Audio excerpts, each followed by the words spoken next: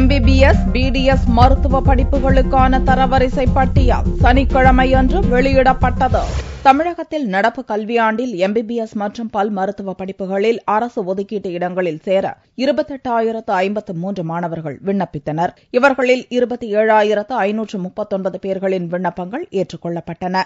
இவர்களுக்கான ரேண்டம் எண் கடந்த 9ஆம் தேதி வெளியிடப்பட்டது. இந்நிலையில் மருத்துவ படிப்பிற்கான தரவரிசை பட்டியலை சென்னை மருத்துவக் கல்லூரி இயக்குநர் அலுவலகத்தில் தமிழக சுகாதாரத்துறை அமைச்சர் விஜயபாஸ்கர் வெளியிட்டார். தரவரிசையில் 132 பேர் 200க்கு 200 மதிப்பெண்கள் பெற்றுள்ளனர்.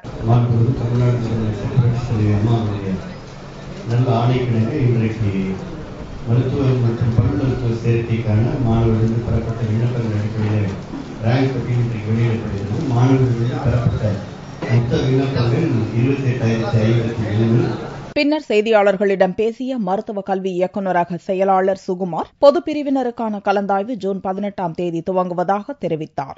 இந்த ஷெட்யூல் 17th அன்னைக்கு ஆரம்பமாகுது. அன்னைக்கு ஸ்போர்ட்ஸ் பர்சன்ஸ் இந்த அண்ணா யூனிவர்சிட்டிலேருந்து ஷார்ட் லிஸ்ட் பண்ணி கொடுக்குற கேண்டிடேட்ஸ் அதுலேருந்து 3 பேரை நாங்கள் செலக்ட் பண்ணிடுவோம். ஆர்த்தோபெடிக்கலி பிசிக்கல் டிசேபிள்டு 79 கேண்டிடேட்ஸ் அதை எக்ஸாமின் பண்ணி அதில் இருக்கிற சீட்டுங்களுக்கு 3% சீட்டு கேண்டிடேட்ஸ் அலாட் பண்ணுவோம். And children of ex servicemen அது MBBSக்கு 2 சீட்டு, BDSக்கு 1 சீட்டு, ஒரு 28 பேர் கூப்பிட்டுருக்கோம். யார் எடுப்பாங்கன்னு தெரியாது, அதனால எக்ஸ்ட்ரா நம்பர். தென் ரெகுலர் கவுன்சிலிங் 18th ஆரம்பமாகுது. 18th மார்னிங்லேருந்து ஆரம்பமாகுது. ஃபர்ஸ்ட் டாப் 10 ரேங்கர்ஸ்க்கு மாண்புமிகு அமைச்சர் அவர்கள் அலாட்மெண்ட் ஆர்டர் கொடுப்பாங்க. அப்படியே தொடர்ச்சியாக கவுன்சிலிங் நடக்கும்.